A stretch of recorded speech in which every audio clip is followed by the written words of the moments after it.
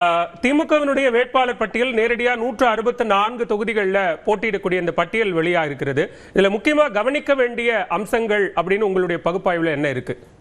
Sir நிச்சயமா sir, கிட்டத்தட்ட அண்மையில் புதிதாக கட்சியில் இணைந்த பன்னீர்செல்வம் அவருடைய ஆதரவாளர்கள் 4 பேர் இணைந்தாங்க. ஓபிஎஸ் அவர்கள், ஒரத்தநாடு வைத்தியலிங்கம் அவர்கள், அதே போன்று மனோஜ் பாண்டியன் அவர்கள், இன்னொன்று உசிலம்பட்டி ஐயப்பன் அவர்கள். அதுல உசிலம்பட்டி தொகுதி மட்டும் கூட்டணி கட்சிக்கு சென்றிருக்கிறது.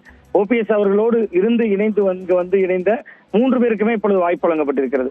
புதிய வரவுகளாக வந்திருந்தாலும் கூட அவர்களுடைய கடந்த கால அரசியல் செயல்பாடுகள், நீண்ட நெடிய அவர்களுடைய அரசியல் அனுபவம், சட்டமன்ற உறுப்பினராக அவர்கள் செயலாற்றிய விதம், இதனுடைய அடிப்படையில ஓபிஎஸ் அவர்களுக்கும் அதே போன்று அவரோடு வந்திருந்த அந்த நேரத்திலிருந்து இணைந்த உசிலம்பட்டி ஐயப்பனை தவிர மனோஜ் பாண்டியன் அவர்கள், வைத்தியலிங்கம் அவர்கள் போன்றவருக்கு வழங்கப்பட்டிருக்கிறது.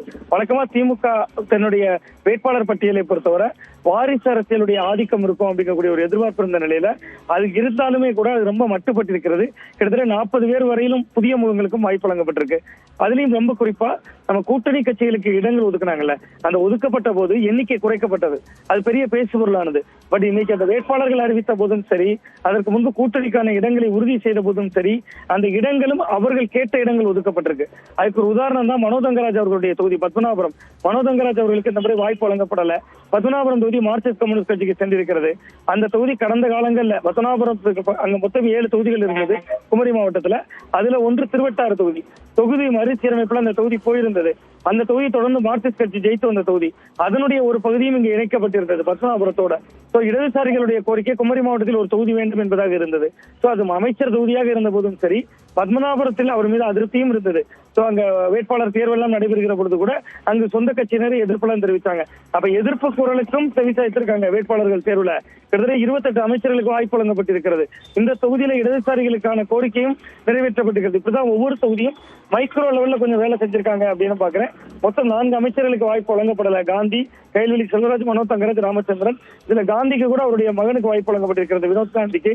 அப்ப மைக்ரோ லெவல்ல நம்ம பார்த்தோம்னா வேட்பாளர்கள் தேர்வுல கொஞ்சம் நுணுக்கமான சில விஷயங்களை கவனம் செலுத்தி தான் வழங்கியிருக்காங்க. இப்ப அதனால இந்த வேட்பாளர்கள் மத்தியில, மக்கள் மத்தியிலும் அறிமுகம், புதிய முகங்களுக்கும் வாய்ப்பு, அந்த அடிப்படையிலும் இதுல இளைஞர்களும் இருக்கிறாங்க. அந்த அடிப்படையில் திமுகவினுடைய வேட்பாளர் பட்டியல் கட்டமைக்கப்பட்டிருக்கு அப்படின்னு தான் பார்க்கிறேன். திரு சுவாமிநாதன், இப்ப ஏற்கனவே அதிமுகவினுடைய வேட்பாளர் பட்டியலை பொறுத்த வரைக்கும் 150 தொகுதிகளுக்கான வேட்பாளர் பட்டியல் வெளியாயிடுச்சு. அதுல பிரதானமானது சென்னையில் இருக்கக்கூடிய அந்த தொகுதிகள், ராயபுரம் தவிர்த்து மீது எந்த தொகுதிகளுக்கும் வெளியாகல. இப்ப இந்த நேரடி போட்டி அப்படிங்கிறது கிட்டத்தட்ட 121 தொகுதிகளில் திமுக வெர்சஸ் அதிமுக அப்படிங்கிற அந்த ஒரு போட்டி நிலவுது. இருக்கக்கூடிய வேட்பாளர்களின் அடிப்படையில் அந்த ஸ்ட்ரைக் ரேட் அப்படிங்கிறது எப்படி இருக்கும்னு கணிக்க முடியுது? பலமான போட்டியாகத்தான் இருக்கும் அப்படின்னு பாக்குறேன். ஏன்னா நட்சத்திர வேட்பாளர்கள் தான் அதிமுக நிறுத்தியிருப்பவர்களும். திமுக இருக்கக்கூடிய வேட்பாளர்கள் என்பது கிட்டத்தட்ட 40 பேர் புதுமுகங்கள். அதிமுகவிலும் பல புதுமுகங்கள் இருக்காங்க. அவங்களும் சிட்டிங் எம்எல்ஏக்கள்ல ஒரு 15 பேருக்கு பக்கத்துல இடம் கொடுக்கல. இப்ப நீங்க கடைக்கோடி கன்னியாகுமரியில இருந்து ஆரம்பிச்சு தலைநகர் வரையும் பாத்தீங்கன்னா, தலைநகர்ல மட்டும் அதிமுக வேட்பாளர் அறிவிக்கல. நீங்க சொன்னதை போல ஜெயக்குமார் மட்டும் தான் அறிவித்திருக்கிறார்கள். மற்ற பெரும்பாலான இடங்கள்ல பாத்தீங்கன்னா அதிமுக நிறுத்தி இருக்கிறதும் முன்னாள் அமைச்சர்கள், முன்னாள் சட்டமன்ற உறுப்பினர்கள், மக்கள் மத்தியில் நன்கு அறிமுகமானவர்கள். நீங்க நேருக்கு நேர் மோதக்கூடிய தொகுதிகளே 121 தொகுதிகள் என்பது பலத்த போட்டியாக தான் இருக்கும். அது யார் அப்பர் ஹேண்ட் எடுப்பாங்க என்பது 2 பேருமே பிரபலத்தன்மை கொண்ட வேட்பாளர்கள் தான் விட்டுருக்காங்க. அந்த அடிப்படையில அமைச்சர்கள் தொகுதிகள் என்பது கிட்டத்தட்ட திமுகவுக்கு ரொம்ப சாதகமாக இருக்கும். நீங்க நேரடியாக மோதக்கூடிய தொகுதிகள்ல பல தொகுதிகள் அமைச்சர்கள் தொகுதிகள் இல்ல. கிட்டத்தட்ட 16 தொகுதிகளை அண்ணா திராவிட முன்னேற்ற கழகம் கூட்டணிக்கே கொடுத்துட்டாங்க. அமைச்சர்கள் போட்டியிடக்கூடிய தொகுதியில 16 தொகுதி இல்ல. அதை தாண்டியே 121 தொகுதிகள்ல போட்டி. அந்த இடங்கள் திமுக அதிமுக சமபலத்தோட மோதுவாங்க. தென் மாவட்டங்களை பொறுத்தவரை அதுல திமுக காங்கிரஸ் கூட்டணி இடம் இருக்கிறதுனால கொஞ்சம் தொகுதிகளில் கூடுதலா திமுக ஜெயிக்கலாம். மற்றபடி கொங்கு பெல்ட்ல கிட்டத்தட்ட அண்ணா திராவிட முன்னேற்ற கழகத்தோட வெற்றியை தவிர்க்கிற விதமாக கரூர்ல இருந்து செந்தில் பாலாஜி அவர்களுக்கு கோவைக்கு இடம் ஏற்பட்டிருக்கிறார். கோயம்புத்தூர்ல கடந்த முறை 10 தொகுதியும் ஜெயிச்சாங்க. இப்ப நீங்க கோயம்புத்தூருக்கே செந்தில் பாலாஜி போயிருக்கிறார். அது எல்லாம் சேர்ந்து ஒரு தாக்கத்தை ஏற்படுத்தும். சமபலத்தோடு தான் மோதுவாங்க அப்படின்னு தான் பாக்குறேன். நான் இதுல யாருமே அப்பர் ஹேண்ட் எடுக்கிறாங்க நம்ம இன்னைக்கு சூழல்ல சொல்லிவிட முடியாது. களம், பிரச்சாரம் இதையெல்லாம் பொறுத்துதான் அது இருக்கும் அப்படின்னு பாக்குறேன். இப்ப நம்ம மற்ற திமுகவினுடைய கூட்டணி கட்சிகள் போட்டியிடக்கூடிய தொகுதிகள் விவரங்களும் கூட அந்த நேரத்தில் தான் வெளியாச்சு. அதுல கவனித்து பார்க்க வேண்டிய அம்சம் அப்படிங்கிறது, கடந்த முறை விசிக போட்டியிட்ட நாகப்பட்டினம் தொகுதி அப்படிங்கிறது இந்த முறை மனிதநேய மக்கள் கட்சிக்கு கொடுக்கப்பட்டிருக்கிறது. அதே போல காங்கிரஸ் போட்டியிட்ட சில தொகுதிகள் இடதுசாரிகளுக்கு கொடுக்கப்பட்டிருக்கிறது. இந்த மாற்றத்தை எப்படி புரிஞ்சுக்கலாம்?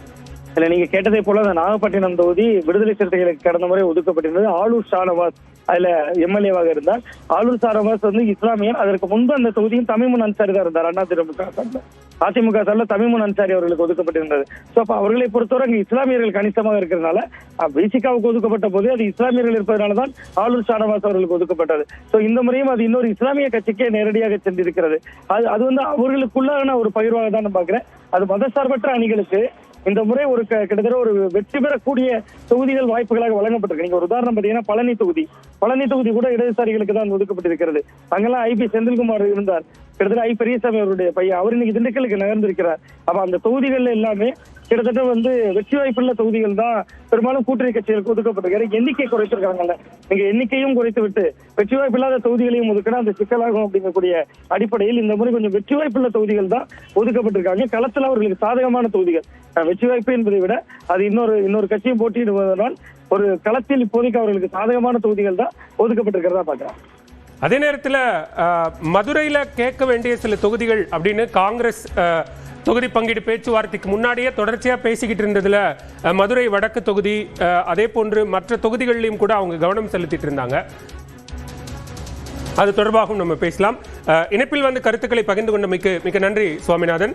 திமுகவினுடைய வேட்பாளர் பட்டியல் மற்றும் கூட்டணி கட்சிகள் போட்டியிடக்கூடிய தொகுதிகளினுடைய விவரங்கள் என்பது வெளியாகி இருந்த நிலையில் அதில் இருந்த பல்வேறு முக்கிய அம்சங்கள், பிரபலங்கள் போட்டியிடும் தொகுதிகள் உள்ளிட்ட பல்வேறு விவரங்களை நாம் விரிவாக பார்த்துக் கொண்டிருக்கிறோம். சென்னை மாநகராட்சியினுடைய 3 கவுன்சிலர்களுக்கு தற்போது சட்டப்பேரவை தேர்தலில் போட்டியிடுவதற்கான வாய்ப்பு என்பது வழங்கப்பட்டிருக்கிறது. சிற்றரசு, பூர்ணிமா உள்ளிட்ட 3 கவுன்சிலர்களுக்கு எதிர்வரும் சட்டமன்ற தேர்தலில் போட்டியிடுவதற்கான வாய்ப்பு என்பது வழங்கப்பட்டிருக்கிறது. அதே போன்று 3 மேயர்களும் இந்த சட்டமன்ற தேர்தலில் போட்டியிடுகிறார்கள்.